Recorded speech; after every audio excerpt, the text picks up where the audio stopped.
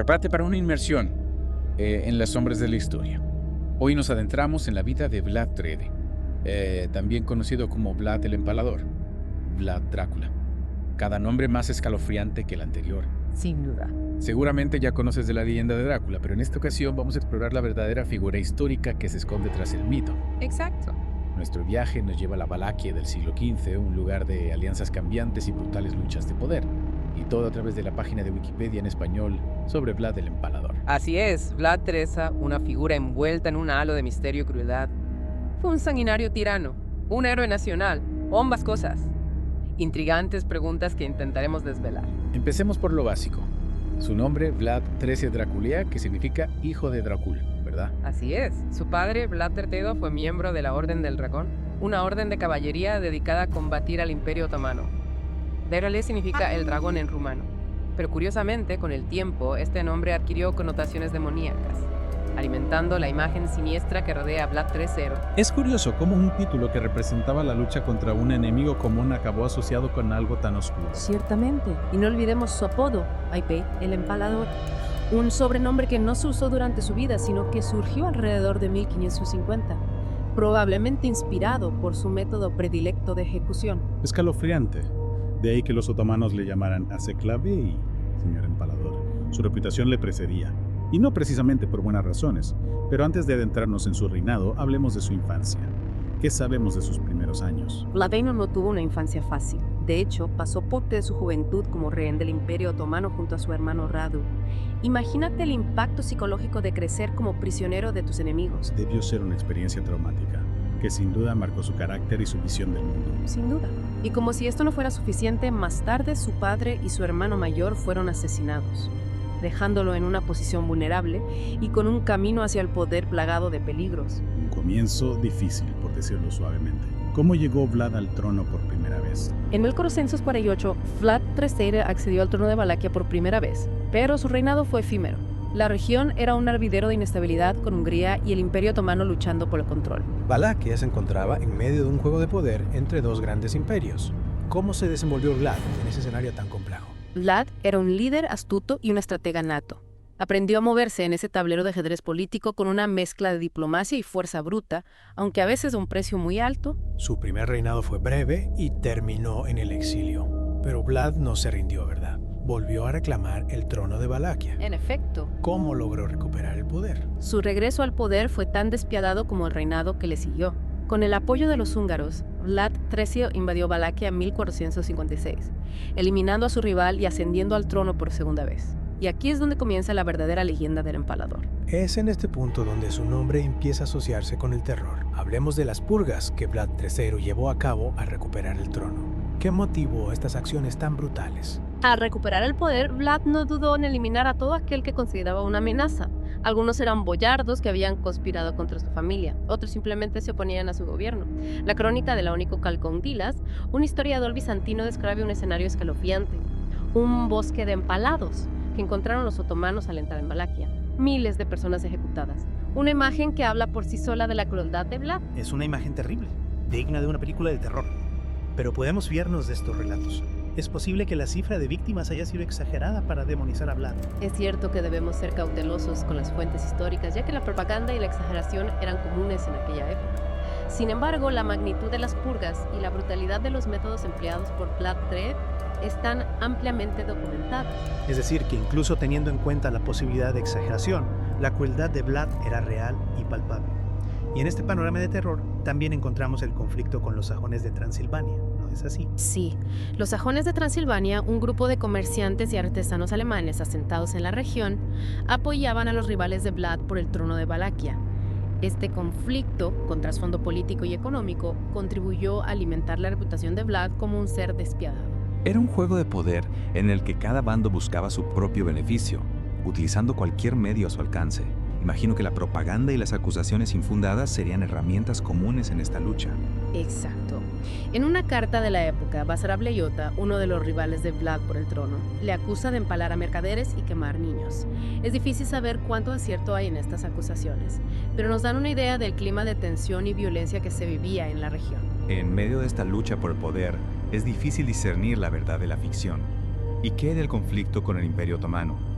Vlad Trío se enfrentó al mismísimo sultán Mehmed II, una figura imponente en la historia. Efectivamente, Vlad se negó a pagar tributo al sultán, desafiando abiertamente su autoridad. Para dejar clara su postura, capturó y empaló a los emisarios que Mehmed II envió a Valaquia. Un desafío directo al poder otomano. Debió ser una decisión arriesgada, teniendo en cuenta la fuerza del imperio. Sin duda, Vlad era un estratega brillante, pero también un hombre impulsivo. Su acto de desafío provocó la ira del sultán, que en 1462 reunió un ejército gigantesco y se dirigió a Valaquia para acabar con él. Un enfrentamiento épico. Vlad el Empalador contra el conquistador de Constantinopla. ¿Cómo se preparó Vlad para esta batalla desigual? Vlad era consciente de la inferioridad numérica de su ejército. Ante la inminente invasión otomana, optó por la táctica de tierra quemada, una estrategia desesperada pero efectiva para frenar el avance del enemigo. Retiró sus tropas, arrasando todo a su paso, privando a los otomanos de suministros y refugio.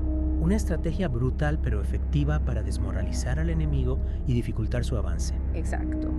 Pero la jugada maestra de Vlad, la que ha pasado a la historia, fue el famoso ataque nocturno en Tergoviste. Un ataque sorpresa en el corazón del campamento enemigo. Cuéntanos más sobre este episodio que parece sacado de una novela de aventuras. Imagina la escena. En la oscuridad de la noche, Vlad y un grupo de sus hombres más leales se infiltraron en el campamento otomano con un objetivo: asesinar al mismísimo sultán Mehmed II. Un plan audaz, casi suicida. Y lo consiguieron. Por desgracia, no. A pesar de su valentía y determinación, no lograron encontrar la tienda del sultán. En la confusión del ataque nocturno, acabaron atacando la tienda de los visires, provocando el caos pero sin alcanzar su objetivo final. Una oportunidad perdida que, seguramente, solo sirvió para enfurecer aún más a Mehmed II. ¿Qué pasó después del ataque nocturno?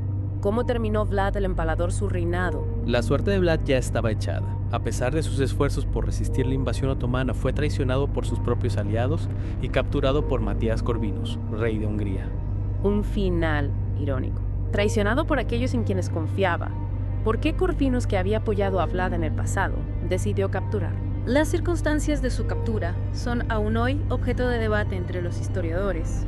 Corvinus acusó a Vlad de traición, presentando unas cartas que supuestamente Vlad habría escrito al sultán otomano, ofreciéndole su apoyo a cambio de recuperar el trono de Valaquia. Cartas incriminatorias. Es posible que Vlad hubiera traicionado a sus aliados húngaros para pactar con el enemigo. Muchos historiadores creen que esas cartas eran falsificaciones, elaboradas por la corte húngara para justificar la captura de Vlad. El estilo y el contenido de las cartas no coinciden con la personalidad y la estrategia de Vlad.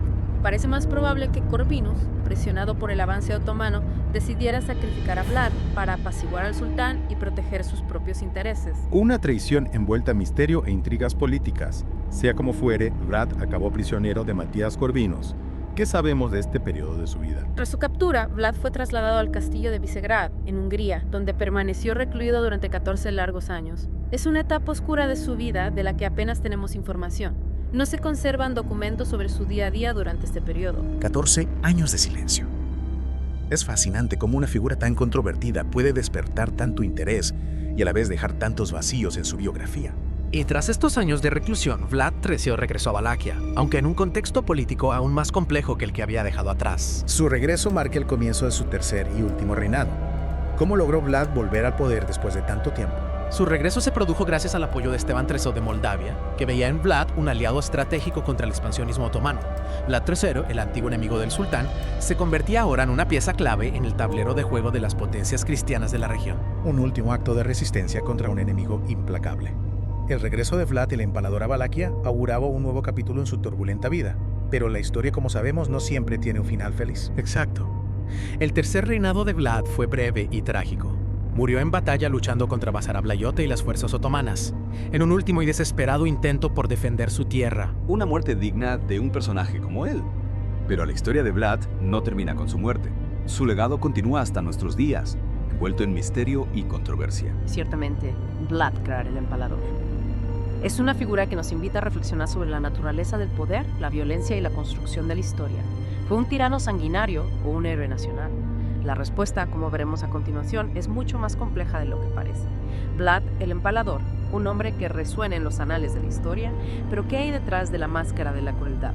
¿Cómo se forjó su imagen en la mente de sus contemporáneos y en los siglos venideros? Es fascinante cómo una figura histórica puede generar tantas interpretaciones.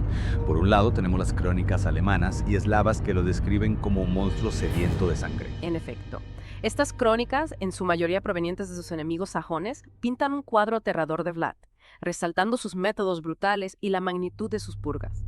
Las imágenes que evocan son escalofriantes. Bosques de empalados, víctimas torturadas, un reinado de terror que parecía no tener fin. Esas imágenes grabadas en la mente de quienes leían esos relatos, sin duda contribuyeron a construir la imagen del Vlad tirano que ha llegado hasta nuestros días. Precisamente.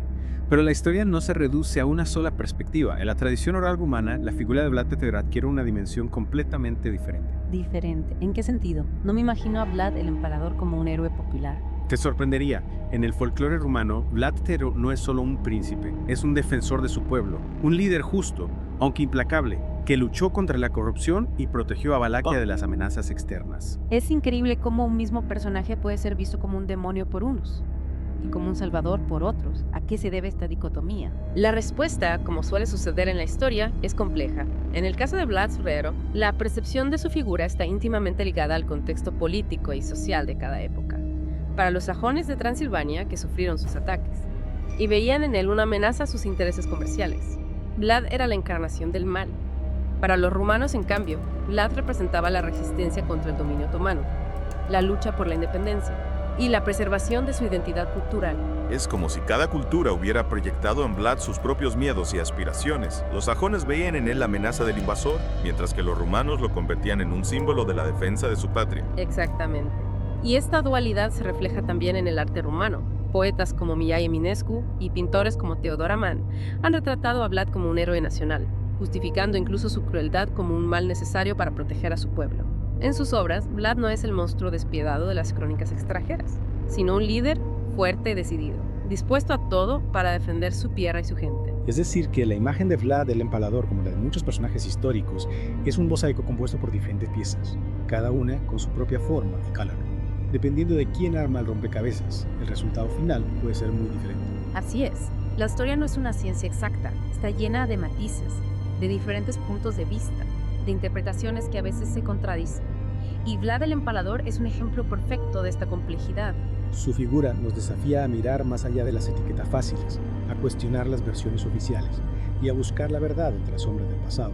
Y quizás, al hacerlo, descubramos que la historia, como la vida misma, está llena de grises, donde la línea que separa al héroe del villano es a veces difusa y difícil de trazar. Vlad el Empalador, un personaje que desafía las definiciones simples, un hombre atrapado entre la historia y el mito, cuya imagen sigue fascinando y horrorizando a partes iguales. Su historia nos confronta con la brutalidad de una época, pero también con la complejidad de la naturaleza humana. ¿Cómo podemos conciliar al Vlad despiadado de las crónicas con el héroe nacional de la tradición rumana? Es una pregunta que nos obliga a reflexionar sobre la construcción de la historia, sobre cómo las diferentes culturas interpretan el pasado de acuerdo con sus propias experiencias y valores. En el caso de Vlad, la línea entre el héroe y el villano se difumina, dejándonos con la incómoda sensación de que la verdad es a menudo escurridiza, multifacética y quizás inaccesible en su totalidad. Al final, quizás la pregunta más importante no sea si Vlad fue un héroe o un villano, sino qué nos dice su figura sobre nosotros mismos, sobre nuestra necesidad de crear narrativas que den sentido al pasado, incluso a costa de simplificar o distorsionar la realidad. Es una reflexión que nos invita a cuestionar nuestras propias percepciones, a ahondar en la complejidad de la historia y aceptar que las respuestas no siempre son fáciles ni absolutas. Y así, con más preguntas que respuestas, concluimos nuestra inmersión en la vida y el legado de Vlad el Empalador. Un personaje que sin duda seguirá alimentando debates y fascinación por muchos años más. Un recordatorio de que la historia no es un libro cerrado, sino un diálogo constante entre el pasado y el presente, donde cada generación reinterpreta los eventos a la luz de sus propias circunstancias y creencias. Esperamos que esta inversión te haya llevado a cuestionar tus propias ideas sobre Vlad Tepes y a explorar las múltiples capas de su historia y su legado. Te invitamos a seguir investigando, a descubrir nuevas perspectivas y a formar tu propia opinión sobre esta figura tan enigmática y contradictoria. Hasta la próxima inmersión en las profundidades de la historia.